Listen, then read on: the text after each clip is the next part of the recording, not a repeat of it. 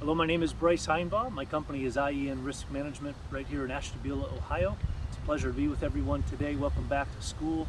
I wish you guys all a really good new school year and hopefully some return to normalcy in the very near future. So as Faith may have said to you as she was getting this started, I just need a few minutes of your time and attention if you wouldn't mind. Would like to again reiterate some of the things about our healthcare plan that we have here at AACS, as well as maybe help clarify a few things that some folks have asked about. So as past stated, our belief that the future of healthcare is going to be local, open, and independent. We feel strongly about this under our Health Rosetta model. Local in a way that, again, we're not Wall Street. Right here in Ashtabula, it's Main Street, and we want to help keep our dollars here where they mean the most, and not certainly headed out of our community to the Wall Street share prices and stock earnings, that are ringing so true. So, as we discuss the healthcare plan, we want you to know that our goal really each and every time is to achieve better health outcomes for you and your families.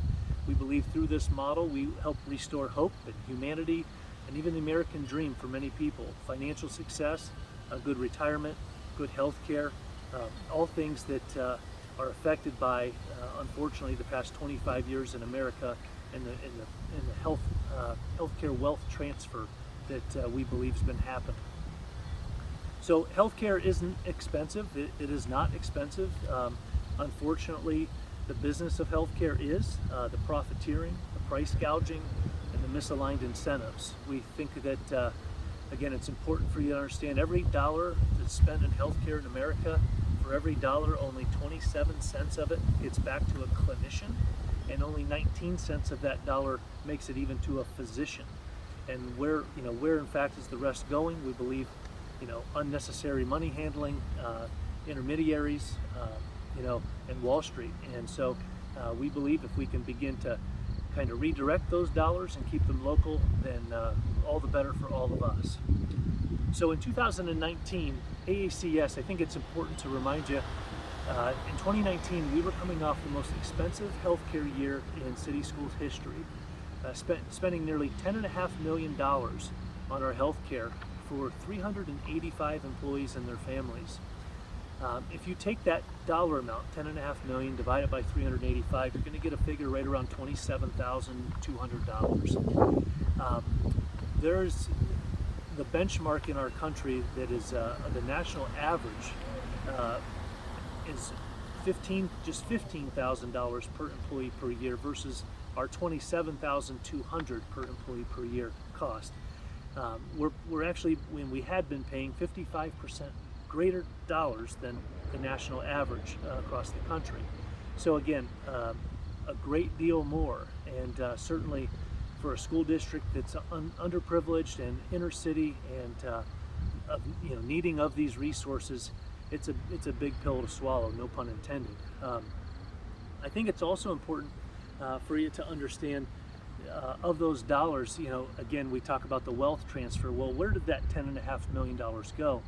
Well, it went on to, big insurance companies. It went on to big hospital systems, pharmaceutical companies, pharmacies that are traded on Wall Street, all of these places. And so, as we discuss, the financial aspect of this, probably the most meaningful educational point that I can make in this video today is explaining something that we think, at least our team and our nurses think maybe there may be a misunderstanding, that when some people say, well, my insurance plan, or the insurance isn't paying, or Cigna or JP Farley, they may reference it in fact that they're the ones paying those dollars. And what I think is very important for us all to understand is that we're a self-funded employer. Ashtabula Area City Schools, we pay our own claims. So what's that mean? It means that every single week the Treasurer's Office receives an invoice from our processor, JP Farley Corporation in Cleveland, and they send the invoice over to the Treasurer's Office, and it says, okay, this week here's X amount for medical claims that we need to pay doctors and hospitals. Here's Y amount for prescription drugs and the cost that we've incurred for employees and their families at the local pharmacies.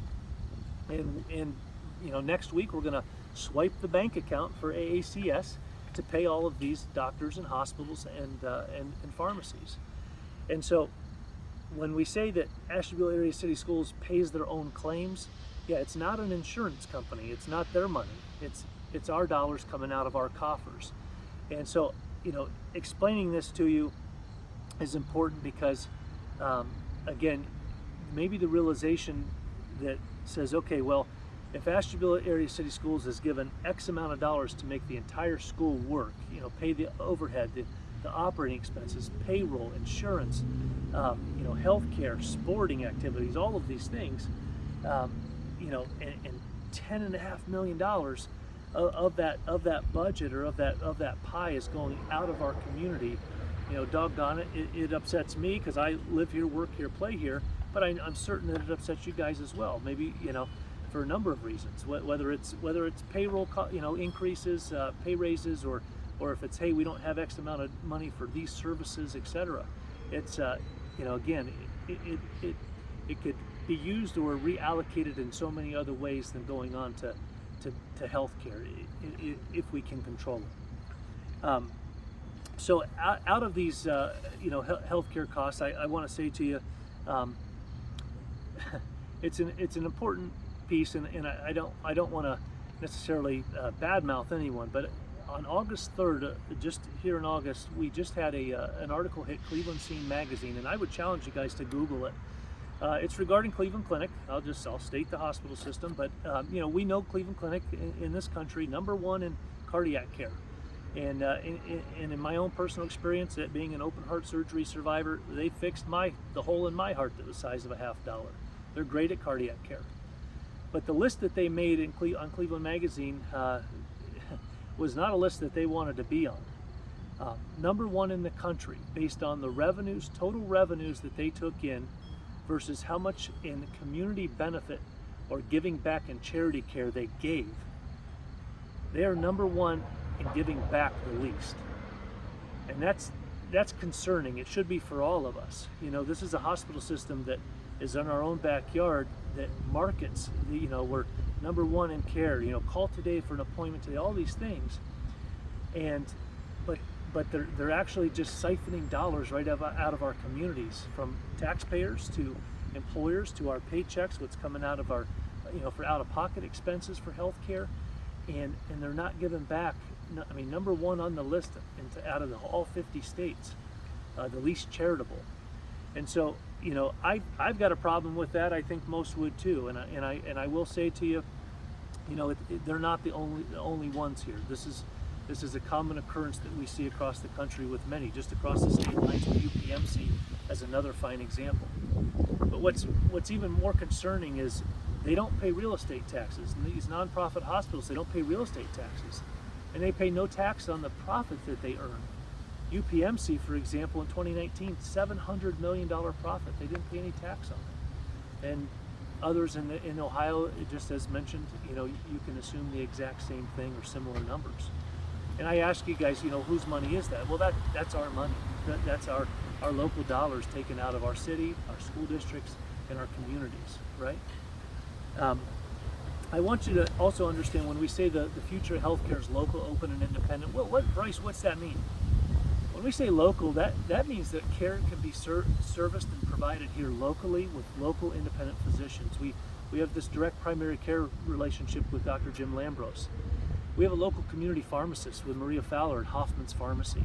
Your care coordinator or care nurse navigator, Faith Barron, right here local. We are providing, in this country, it's actually considered a model called advanced primary care. 2 weeks ago, I had the pleasure of speaking on a national stage at the Direct Primary Care Conference on exactly the model we do for Ashtabula Area City Schools and how meaningful and impactful it's been. And I can tell you that those dollars that we're spending with our local providers, they're staying right here. These are the members in our community that give back and sponsor the Little League teams, or the athletic boosters, winter sports game jerseys, and back to school bash, etc. It's not the Wall Street companies that are that are taking these dollars outside of our community. And again, for our purpose, of this local conversation, we remove misaligned incentives of the big, stock prices and shareholders and driving big returns to company and people that don't matter to us. Okay, and so why is our model so important? Why is Faith Barron, your concierge nurse, so important? That's there with you today. Remember that her goal is to shepherd you and your families to high quality providers, centers of excellence around the country, the best hospitals in the country, multidisciplinary care teams that take a team approach, salaried physicians that are there just to achieve better health outcomes for you. Well, when we say she's shepherding you, that means she's protecting you. And again, if you think about sheep in a field, what does a shepherd do? That shepherd protects the most vulnerable sheep. And I say that to you because many of us, and myself included, prior to being in this healthcare industry, for many, many years, I didn't understand what it meant to trust the white coat in front of us. We typically, if we're not in healthcare, we just trust the white coat that's in front of us, not realizing that there are things like readmission rates that happen and infection rates, high infection rates that some of these providers have, misdiagnosis and complications. And so what Faith's role there is for getting you and your families to providers that don't have those high numbers. You see, last year in 2020, COVID actually took the lives of over just under 600,000 people across our country. COVID alone did. But what's not talked about on the nightly news is that over 1.7 million people a year are affected by hospital-borne infections. And I'm pretty candid on this because I had an immediate family member just a few years ago who went in for a simple procedure at a local hospital, acquired an infection, he went sepsis, and just a few months later passed away in an ICU in a downtown Cleveland hospital. Hospital-borne infections affect 1.7 million, but did you know they actually kill over 100,000 people every single year? You and I, we can't Google that information. We have no way of knowing other than the data and the information that we have at our fingers for our nurses like Faith to guide you away from people and providers that have high infection rates. That's her role there. That's what we want to do. We know that we can avoid readmissions back into hospitals or having to redo a botched surgery. We bring patients from around the country to Akron, Ohio, to the Crystal Clinic, to fix botched surgeries in other states like Florida, South Carolina, and North Carolina. So again, I just want you to know the role that we're playing here we're not hired by an insurance company. We're here for you guys and your families, our community, and taking back what healthcare's been taken from all of us for far too long. So again, I wish you well. I know that Faith and Jacob are there this afternoon or this morning, depending on what time you're viewing this. They're there for any questions that you may have. I'm always available if perhaps you have any direct questions or you'd like to ask me any follow-up questions to what I've shared with you here today. But it is a pleasure. I want you to know, again, I wear my heart on my sleeve, and I am proud to be from Ashtabula, Ohio, and proud to serve all of you and your families at Ashtabula Area City Schools. So thank you very much.